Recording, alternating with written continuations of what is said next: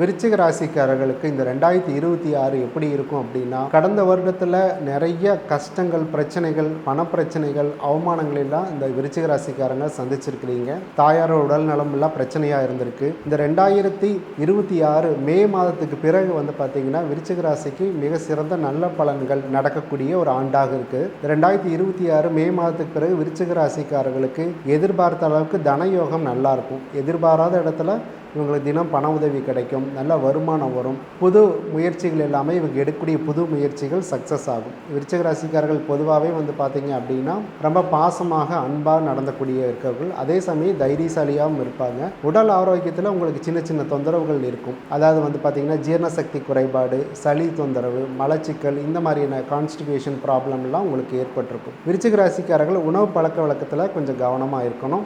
அவங்களுக்கு ஒத்துக்காத உணவை எடுத்துக்கக்கூடாது.